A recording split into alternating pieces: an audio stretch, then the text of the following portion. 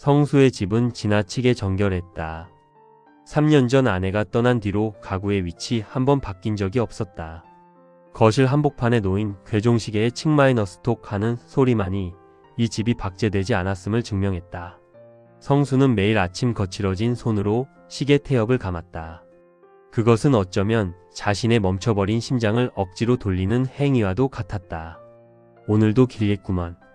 그는 식은 밥을 물에 말아 몇 숟갈 뜨고는 낡은 외투를 걸쳤다. 동네 도서관에서 열리는 시 필사 모임. 그곳은 침묵이 허용되는 유일한 사교장이었다. 그는 구석자리에 앉아 펜을 들었지만 시선은 자꾸만 저 앞줄 하얀 백발을 정갈하게 묶은 한 여인에게 머물렀다. 그녀의 등은 꼿꼿했고 시를 적어 내려가는 어깨의 움직임은 마치 조용한 파도처럼 일정한 리듬을 타고 있었다. 그 여인 명자의 연필이 멈췄다. 그녀는 돋보기 너머로 뭉툭해진 연필심을 난처하게 바라보고 있었다. 성수는 자신도 모르게 자리에서 일어나 그녀의 곁으로 다가갔다. 그는 주머니에서 평생을 함께한 작은 조각칼을 꺼냈다. 잠시 주시겠소? 성수는 명자의 연필을 받아들었다. 사각사각. 갈색 나무 껍질이 얇게 벗겨지며 검은 연필심이 날카로운 자태를 드러냈다. 명자는 그 손길을 숨을 죽인 채 지켜보았다. 성수의 손마디는 굵고 투박했지만 연필을 다루는 매무새만큼은 갓 태어난 아이를 다루듯 조심스러웠다. 고맙습니다. 손재주가 참 좋으시네요. 명자가 건넨 첫마디는 따뜻한 보리차 같았다. 성수는 쑥스러운 듯 고개를 끄덕이고 제자리로 돌아왔다. 그날 이후 성수의 책상 위에는 그녀의 연필심이 깎이는 소리가 환청처럼 맴돌기 시작했다. 도서관을 나서는 길, 하늘은 예고 없이 진눈깨비를 쏟아냈다. 명자는 입구에서 얇은 카디건 자락을 여미며 당황한 기색이 역력했다. 성수는 잠시 망설이다 가방 옆에 꽂아두었던 커다란 검정 골프 우산을 펼쳤다. 툭 하는 둔탁한 소리와 함께 우산이 펼쳐지자 그늘이 명자의 머리 위로 드리워졌다. 방향이 같으면 씌워드립시다. 성수의 목소리는 빗소리에 섞여 조금 떨렸다. 명자는 수줍게 웃으며 우산 안으로 한 걸음 들어왔다. 우산 속은 생각보다 좁았다. 두 사람의 어깨가 걸음을 옮길 때마다 툭툭 맞닿았다. 명자의 옷깃에서는 은은한 분 냄새와 오래된 종이 향기가 났고 성수는 그 냄새가 코끝을 스칠 때마다 숨을 참았다. 성수는 우산이 명자 쪽으로 치우치게 하려 애썼다. 그의 왼쪽 어깨와 팔꿈치는 금세 차가운 진눈깨비에 젖어 짙은 색으로 변해갔다. 그걸 눈치챈 명자가 조심스럽게 성수의 외투 소매를 살짝 잡아당겼다. 어머, 어깨가 다 젖으시잖아요. 이쪽으로 좀 더 들어오세요. 제 어깨는 좁아서 괜찮아요. 30년 넘게 아내 외에 누구도 만져본 적 없는 옷소매였다. 그녀의 가느다란 손가락 끝이 옷감을 통해 전해주는 미세한 온기에 성수의 메마른 가슴 속으로 뜨거운 전류가 흘렀다. 진눈깨비 내리는 겨울 길 위에서 두 노인은 수줍은 소년처럼 자신의 발끝만 보며 천천히 보폭을 맞췄다. 카페의 낮은 조명 아래 마주 앉은 두 사람의 손은 극명하게 대비되었습니다. 성수의 손등은 깊은 흉터와 굳은 살로 가득했습니다. 그는 평생 거친 철공소에서 쇳덩이를 깎고 불꽃을 튀기며 살아온 현장 기술자였습니다. 정년퇴직 후 남은 건 휘어진 손가락과 고요를 견디지 못하는 이명뿐이었죠. 쇳가루 날리는 현장에서 평생을 보낸 그에게 시나 음악은 먹고 살기 바빠 외면해야 했던 사치였습니다. 반면 명자는 정갈한 손끝으로 가방에서 낡은 카세트 테이프 하나를 꺼냈습니다. 그녀는 30년 넘게 동네 어귀에서 피아노 학원을 운영했던 원장님이었습니다. 당시만 해도 집집마다 피아노 한 대 드리는 게 꿈이던 시절 그녀는 수많은 아이에게 도레미파를 가르치며 동네의 예술 선생님으로 통했죠. 남편과 사별한 뒤 아이들의 웃음소리로 가득했던 학원을 접고 남은 건 손가락 관절염과 이 낡은 테이프뿐이었습니다. 남편 보내고 나니 집안의 소리가 사라지더라고요. 가끔 정막이 무거울 때 이선율이 참 그립곤 해요. 성수는 그녀가 건넨 테이프 겉면에 쇼팽 마이너스 야상곡이라는 글자를 한참이나 들여다보았습니다. 쇠를 깎던 거친 손으로 이 가느다란 선율을 감히 만져도 될까 겁이 났지만 그는 그날 밤 창고 구석에서 먼지 쌓인 카세트 라디오를 찾아냈습니다. 면봉에 알코올을 묻혀 시커먼 때를 닦아내고 헤드를 정비하는 성수의 눈빛은 현역 시절 도면을 보던 때처럼 날카롭고도 진지했습니다. 조심스럽게 테이프를 넣고 재생 버튼을 누르자 치직거리는 잡음 뒤로 맑고 처연한 피아노 선율이 흘러나왔습니다. 늘 혼자 마시던 믹스커피가 그날따라 유독 달콤했습니다. 성수는 음악 소리에 맞춰 투박한 손가락으로 책상을 톡톡 두드려 보았습니다. 철근 부딪히는 소리만 가득했던 그의 생애에 처음으로 부드러운 선율이 스며들었습니다. 텅 빈 집안을 채우는 건 더 이상 차가운 공기가 아니라 누군가의 생애였습니다. 두 사람은 번거로운 스마트폰 문자 대신 도서관 입구의 개인 사물함을 이용하기 시작했다. 그것은 디지털 세상의 속도를 따라가지 못하는 그들만의 느린 우체통이었다. 성수는 전날 밤 스탠드 아래서 몇 번이나 고쳐 쓴 쪽지를 사물함 틈새로 밀어 넣었다. 오늘 아침엔 서리가 내렸더군요. 도서관 뒷길이 미끄러우니 꼭 큰 길로 돌아오세요. 마이너스 성수. 오후가 되면 명자의 답장이 어김없이 놓여 있었다. 보내주신 시 구절이 하도 좋아 밤새 필사했습니다. 덕분에 오랜만에 꿈도 꾸지 않고 깊게 잠들었어요. 고맙습니다. 마이너스 명자. 삐뚤삐뚤한 글씨체였지만 그 안에는 당신이 궁금하다는 고백이 꾹꾹 눌러 담겨 있었다. 성수는 답장을 쓰기 위해 거울 앞에서 서툴게 넥타이를 고쳐맸고 명자는 쪽지를 확인하러 가는 길에 입술에 살짝 분홍빛 생기를 얹었다. 누군가에게 잘 보이고 싶다는 마음, 누군가의 아니가 나의 일상이 되는 기적. 그것은 죽어가던 세포를 깨우는 가장 강력한 명약이었다.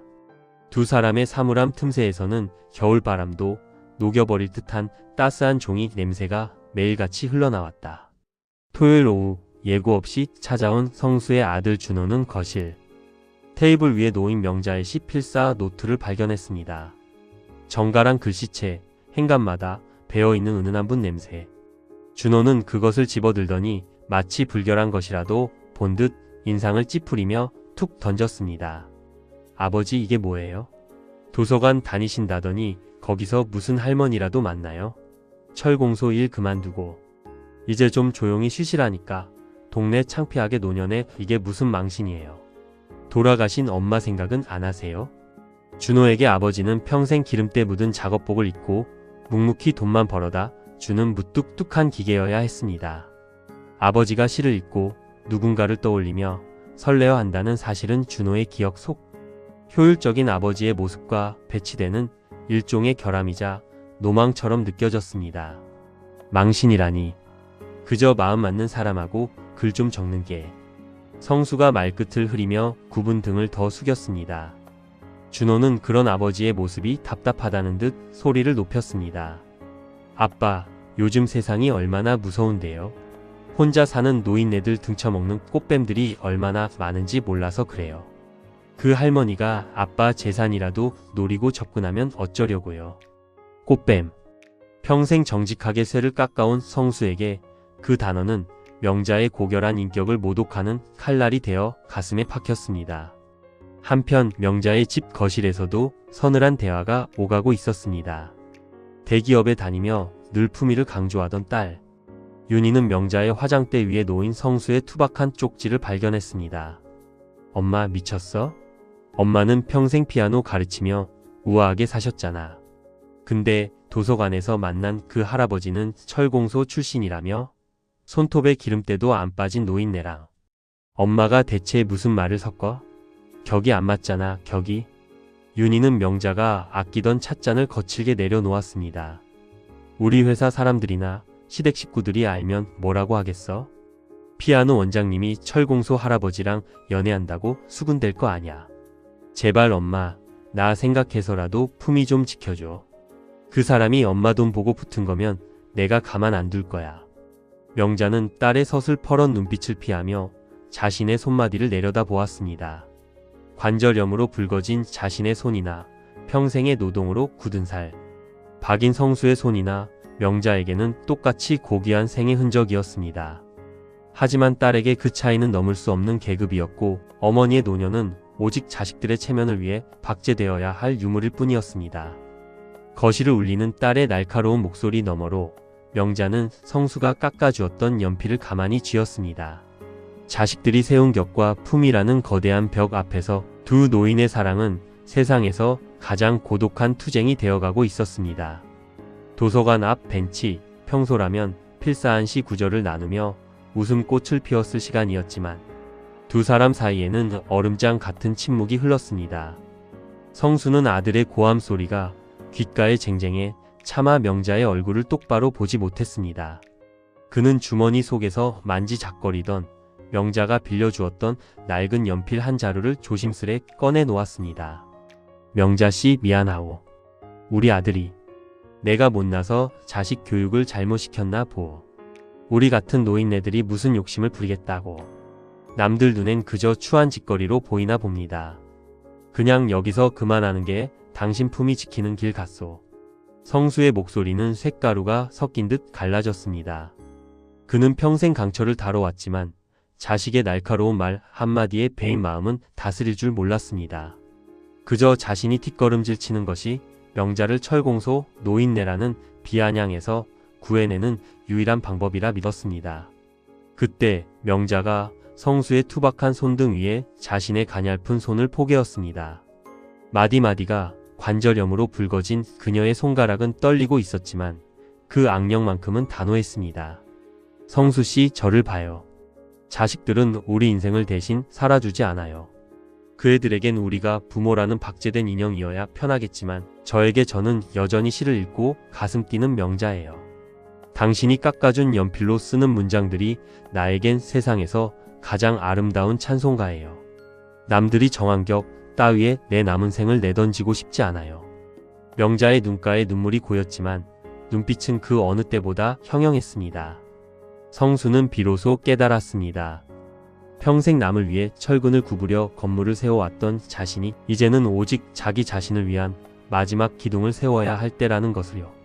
새벽 5시, 평소라면 노안으로 뒤척이다 겨우 눈을 떴을 시간이었지만 성수는 빳빳하게 다려둔 면바지를 입으며 숨을 몰아쉬었습니다.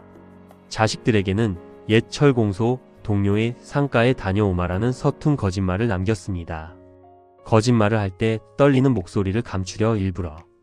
헛기침을 크게 내뱉는 성수의 등 뒤로 자식들의 의심 섞인 눈초리가 박히는 것 같아 발걸음이 무거웠습니다. 기차역 대합실 차가운 플라스틱 의자에 앉아 초조하게 시계를 보던 성수의 눈에 멀리서 걸어오는 명자가 들어왔습니다. 명자는 평생 아껴두었던 실크 스카프를 두르고 남편의 제사 때나 신던 굽 낮은 구두를 신고 있었습니다. 두 사람은 마주치자마자 약속이라도 한 듯 주변을 살폈습니다. 혹여나 아는 사람이라도 만날까, 자식들이 뒤쫓아오지는 않았을까 하는 노년 특유의 조심스러움이 서글펐습니다. 성수씨, 우리 정말 가도 되는 걸까요? 명자의 목소리가 파르르 떨렸습니다. 성수는 대답 대신 그녀의 가방을 건네받았습니다. 가방 안에는 어제 깎아둔 연필 몇 자루와 시집, 그리고 약봉지가 들어 있었습니다. 갑시다. 우리 인생의 오늘 하루쯤은 남이 아니라 우리 자신을 위해 써도 벌 받지 않을 거요. 덜컹거리는 무궁화호 기차 안, 창밖으로 회색빛 도심이 멀어지고 황량한 겨울 들판이 펼쳐졌습니다. 두 사람은 나란히 앉아 매점에서 산 뜨거운 캔커피 하나를 나누어 쥐었습니다. 성수의 굳은 살 박인 손바닥과 명자의 가느다란 손가락이 캔커피의 온기를 매개로 처음으로 온전히 맞닿았습니다. 이게 얼마 만에 보는 바다인지 모르겠어요. 아이들 어릴 때 데리고 온 게 마지막이었는데. 정동진역에 내리자 칼바람이 싸늘하게 뺨을 때렸습니다. 성수는 자신의 두툼한 코트 자락을 펼쳐 명자의 어깨를 감싸 안았습니다. 모래사장 위를 걷는 두 사람의 발걸음은 무거웠습니다. 성수는 무릎이 시큰거렸고 명자는 숨이 가빴습니다. 영화 속 연인들처럼 뛰어다닐 순 없었지만 그들은 1분에 고작 10걸음을 옮기면서도 서로의 보폭을 세밀하게 맞췄습니다. 성수는 주머니에서 손을 꺼내 명자의 시린 손을 꼭 쥐었습니다. 명자씨, 사람들이 우리 보고 노망이라 해도 좋소. 내 손에 묻은 이 기름때가 부끄러운 게 아니라 당신 손 한번 못 잡아보고 죽는 게 더 부끄러운 일 같아서 말이요. 성수의 고백은 바닷바람에 흩날렸지만 명자의 가슴 속에는 선명한 문장으로 박혔습니다. 명자는 대답 대신 성수의 손을 더 꽉 쥐었습니다. 자식들이 말한 품위는 따뜻한 안방에 있었을지 몰라도 두 사람이 찾은 생의 진실은 이시린 바닷가, 서로의 체온이 느껴지는 낡은 장갑 속에 있었습니다. 여행에서 돌아온 그날 밤, 명자는 고열과 함께 정신을 잃었습니다. 성수는 도서관 사물함에 넣어둔 자신의 쪽지가 이틀째 그대로인 것을 보고 불안한 예감에 휩싸여 명자의 집 근처를 서성였습니다. 그러다 구급차 소리에 가슴을 쓸어내리며 병원으로 달려갔습니다. 하지만 병원 응급실 앞, 성수의 앞을 가로막은 것은 명자의 딸 윤희의 서슬퍼런 눈빛이었습니다. 아저씨, 대체 우리 엄마 데리고 어딜 다녀온 거예요? 이 추운 날 바닷바람 맞게해서 폐렴까지 오게 만들고 이제 만족하세요? 보호자 아니면 들어오지 마세요. 경찰 부르기 전에. 성수는 보호자라는 세 글자 앞에 발이 묶였습니다. 평생 쇳덩이를 들어 올리던 단단한 팔근육도 자식들의 날카로운 말 한마디를 밀어낼 힘은 없었습니다. 그는 병원 로비 차가운 플라스틱 의자에 앉아 밤을 지새웠습니다. 그는 주머니에서 명자가 빌려준 그 낡은 연필을 꺼냈습니다. 그리고 병원 처방전 뒷면에 혹은 신문지 여백에 명자에게 전할시 구절을 적기 시작했습니다. 명자씨, 병원 앞 공원에 매와 봉오리가 맺혔더군요. 당신이 가르쳐준 봄의 첫 음표가 바로 저것이겠지요. 내일은 꼭 일어나서 같이 보러 갑시다.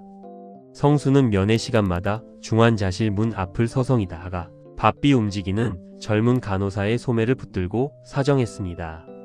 선생님, 이 쪽지 저 안에 있는 명자 씨 귀에 한 번만 읽어주면 안 될까요?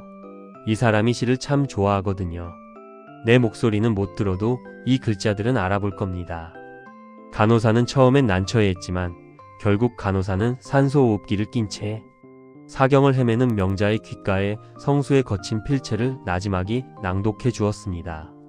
놀랍게도 기계음에 의존해 간신히 숨을 내뱉던 명자의 손끝이 성수의 편지가 읽힐 때마다 미세하게 움찔거렸습니다. 그것은 세상이 정한 보호자라는 법적 지위보다 더 깊은 영혼의 응답이었습니다. 보름 뒤 기적처럼 명자의 염증 수치가 떨어지고 의식이 돌아왔습니다. 일반 병실로 옮겨진 날, 병실 박폭도에는 성수의 아들 준호와 명자의 딸 윤희가 마주 앉아 있었습니다. 두 사람 사이에는 무거운 침묵이 흘렀습니다. 준호는 병실 문틈으로 보이는 아버지의 뒷모습을 멍하니 바라보았습니다.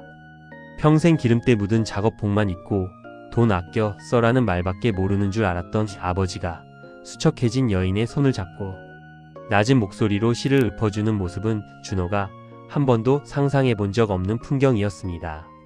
준호는 자신이 아버지에게 준 것이 용돈과 안부 전화일 뿐 정작 아버지가 갈구하던 옹기는 단 한 번도 고민해 본 적 없음을 깨닫고 고개를 숙였습니다.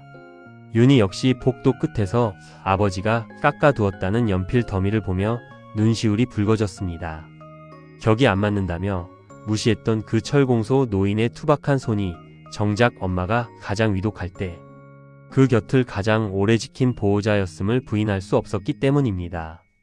윤희는 자신이 생각한 품위가 얼마나 오만하고 차가운 껍데기였는지 비로소 통감했습니다.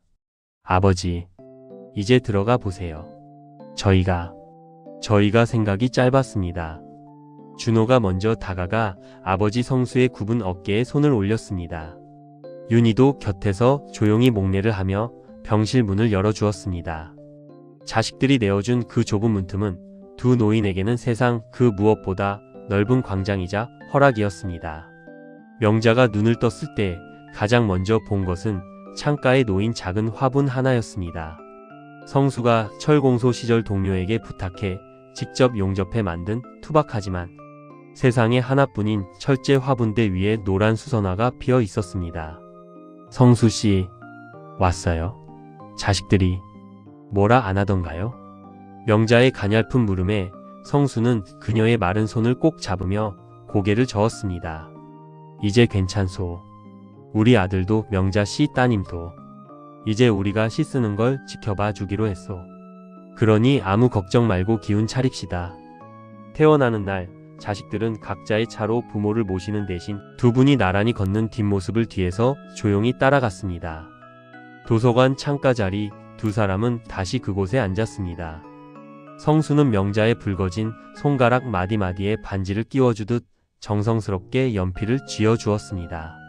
겨울 창가로 쏟아지는 햇살 아래 두 노인은 다시 시를 쓰기 시작했습니다. 성수가 깎아준 연필 끝에서 명자의 시가 흘러나왔고 명자의 콧노래에 맞춰 성수의 투박한 손가락이 책상을 두드리며 박자를 맞췄습니다. 그 옆에서 윤희와 준호는 멀찍이 서서 그 풍경을 지켜보았습니다. 엄마가 저렇게 환하게 웃는 거 정말 오랜만에 보네.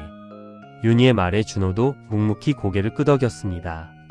자식들은 이제야 부모의 남은 생이 자신들의 소유가 아님을 저무는 노을빛조차 저토록 뜨겁게 타오를 수 있음을 인정하게 되었습니다.